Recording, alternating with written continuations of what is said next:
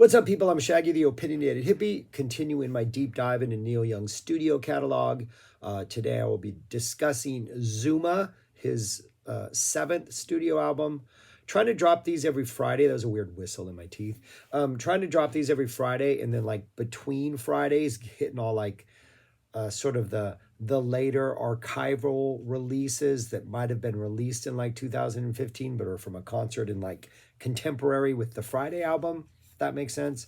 But it's a Friday, so we got Zuma. And this is an interesting album. This is a great album. It's a fascinating album. And the three albums prior to this comprise Neil Young's Ditch trilogy, which briefly, after the success of Harvest, particularly Heart of Gold, Neil made a comment about how he found himself in the middle of the road musically and made a conscious decision to veer into the ditch. And musically, the next three albums, Time Fades Away, On the Beach, Tonight's the Night, represent that idea. They manifest that quote. But also lyrically and personally, and also what the world was going through, especially in the United States, was also sort of a ditch.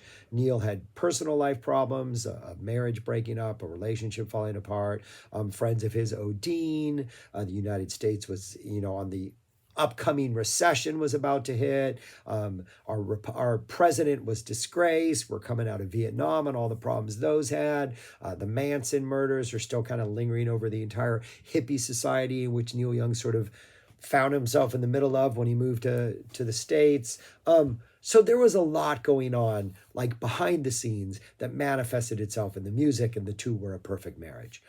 And Zuma is not considered part of the Ditch trilogy, but it is in no way sort of like a happy, whoa, we're done with that, let's be positive, smiles. It's not this complete like shift in Neil Young. But I think the difference in those three albums and this album is those three albums are the albums that Neil Young, the person, had to make. And he used his skills as an artist, as a musician, to make those albums. Zuma seems like the album that Neil Young, the artist, had to make. And he's using his own personal stuff to fuel what the artist wants to do.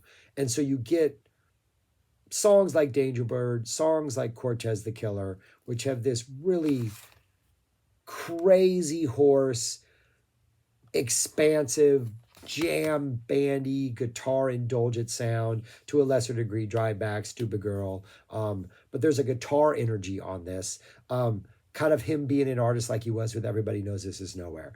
And so he has this idea of what he wants to do musically, but it's still being fueled by like the pain that he dealt with in the Ditch trilogy. And you can really hear that in like the first side of this album. The first side of this album is what elevates this album to absolutely like S tier status, along with particularly one song on side two, which arguably could be the greatest thing Neil Young has ever done. A single album, less than 40 minutes, two effective sides of music, 9 songs, two of his greatest all-time rock guitar indulgent classics, Danger Bird and Cortez the Killer. Opens up with Don't Cry, No Tears, which I think is very much encapsulates everything that this album is about. Like it comes out immediately and says, don't cry, no tears. I've moved on.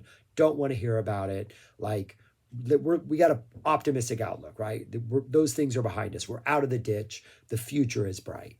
But then the second verse, I think one of the best verses he's written, dealing especially with relationship dramas, is I wonder who's with her tonight. I wonder who's holding her tight. But there's nothing I can say to make him go away. Don't cry, no tears for me anyways. So it's this weird, almost like I'm putting on a brave face, but there's like some really deep, intense, like pain that's still going on in me. Danger Bird completely takes that pain and like transforms it into this epic, crazy horse. Only Crazy Horse can do this. Inspired guitar masterpiece.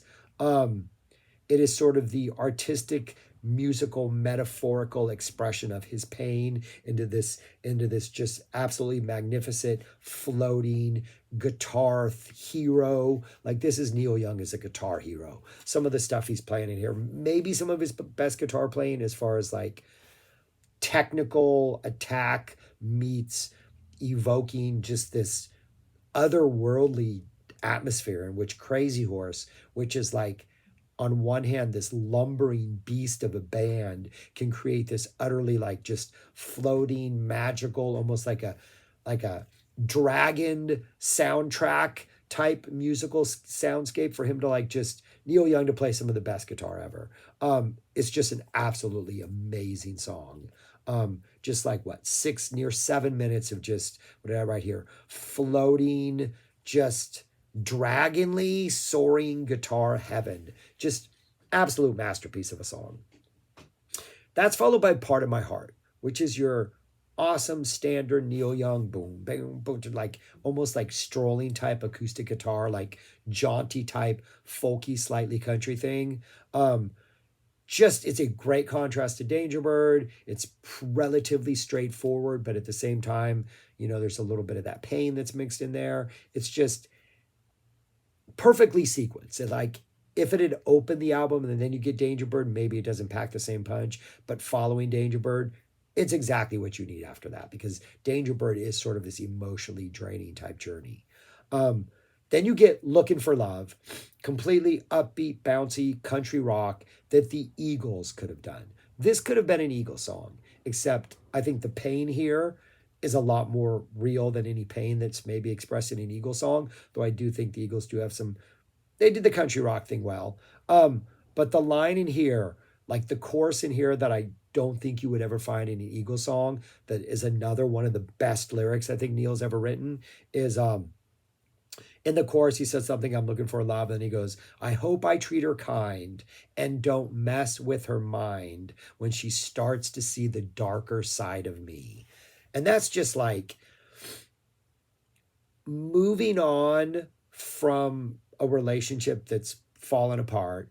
You're now looking for a new love, but in reflecting on the relationship you just got through, you recognize that you're part of the problem and there's a side of you that's eventually going to show up that's going to cause problems, and you just hope you deal with it well. I don't know, fantastic lyric, and this just absolutely awesome upbeat country song. That's the fourth song. And then the fifth song closes out with Barstool Blues, which has this sort of bluesy swagger, bar band, late at night country vibe. Great lyrics. Just, it's a ragged, just an awesome drunken energy, ragged type of energy, but just New York, Neil Young country rock at its best, but with just a little more swag, a little more like drunken, just energy in it. Fantastic. That closes side A, which is like a perfect side of music. I mean, statement of purpose from the beginning, the absolutely epic Danger Bird. Part of My Heart just cleanses that Danger Bird energy. Looking for Love is like we're turning a corner, but still darkness. And then Barstool Blues is like almost like I'm tired of looking for love and just want to kind of get a little drunk and tipsy and have fun. Absolutely fantastic. Side 2 is where this album kind of gets held back a little. It opens up with Stupid Girl, which kind of has a mean-spirited energy to it. Neil has every right to, vent his frustration, and you have to take all these things with a grain of salt because he's exposed his flaws in other tracks. And I do think really the thing that saves this is just the Crazy Horse energy, that Crazy Horse kind of stomping kind of type of energy. He also calls her a fish, a beautiful fish, but nobody likes to be called a fish. Really nice Neil Young soloing at the end of this. The next song is also kind of maybe a little more of a generic type Crazy Horse rocker. Some interesting vocal parts that come up. Another awesome guitar solo by Neil at the end of this. Just an all-around great ending jam. But the opening tracks of Stupid Girl and Drive Back on side 2, essentially the middle of the album, I don't think have quite the same sort of album cohesion that all of side A has. And they almost feel like, yeah, they're Stupid Girl might be addressing the same issue we're addressing on side A, but it's a completely different tone, completely different energy. And while musically fantastic, Crazy Horse, Neil Young's guitar solos, I do think they're the weaker tracks on the album. But then Cortez the Killer follows. A masterpiece of a song. Um, Cortez coming over here, natives already here making sacrifices of their own. Neil Young manages to weave in sort of either present day or some woman who lives at this time that, wonder how she's doing. The line that all the women all were beautiful. Just lyrically, this absolutely amazing, perfect sort of what is that word when you make myths of something? I know there's a word, I know there's a way to say that, but like him, like, I don't know, Neil Young and his love for like the past and especially like Native American culture, and his contrasting it, just beautiful lyrics. Musically, it sounds like you're on a ship almost the entire time. At the same time, it sounds like you're on the land watching these amazing ships come towards you. Like the opening, like 3+ minutes is all instrumental before we get our first lyric. And it almost feels like you can see these majestic, beautiful ships that are coming your way, but they're bringing death and destruction and the ruin of your civilization.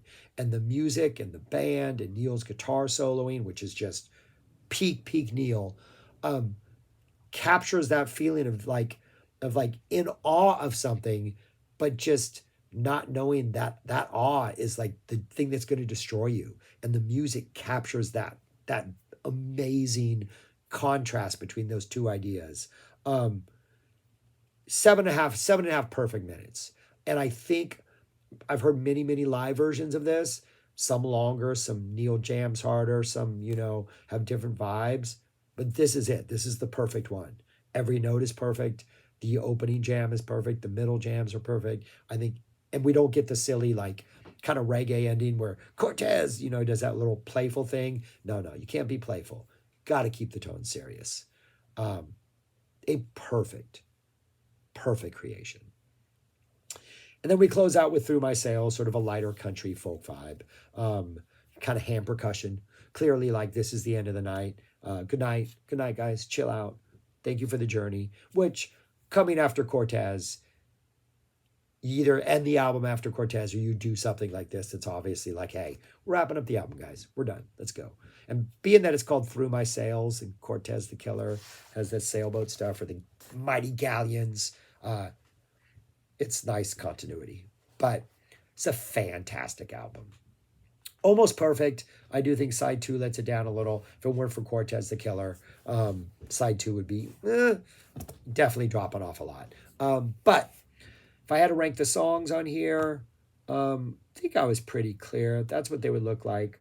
3 of the 4 songs on the second side are at the bottom. I think they're the weakest things on here. And then Cortez, the other song on there, is number 1 easily. Danger Bird 2, Barstool Blues, just that drunken swagger, Looking for Love. Neil writes a perfect Eagles song that makes it Neil. Don't Cry No Tears, fantastic opener, Part of My Heart. Just those top 6 songs, excellent. But yeah, really good. And if I had to rank this album among the others, and I don't, but I'm going to, have it right there at number 5. I think Everybody Knows This Is Nowhere is more consistent. And I think the slower songs are more interesting. And I think the title track is just a beast. There's 4 epic songs divided between Everybody Knows This Is Nowhere and Zuma. As far as my favorite would go, I would put Cortez at 1, but then I would put Danger Bird at 4. I'd put Cowgirl at 2 and Down by the River at 3. So that kind of cancels each other out, even though Cortez is, pretty perfect. But then the rest of the stuff, I think Everybody Knows This Is Nowhere. I think it's a more consistent album, though I think side A of Zuma is the strongest side out of all those. It's just side 2 of Zuma kind of drags it down. That was the rationalization that went through my head when I made this decision about, 15 minutes ago. So anyways, yeah, that's where I would rank them. All right. That's all I got. Let me know where you would rank them, what you think of the songs, the albums, all that kind of stuff. I know at least one person out there, this is his favorite album. I can't disagree with that, but I have reasons why it's five for me, and I just explained them.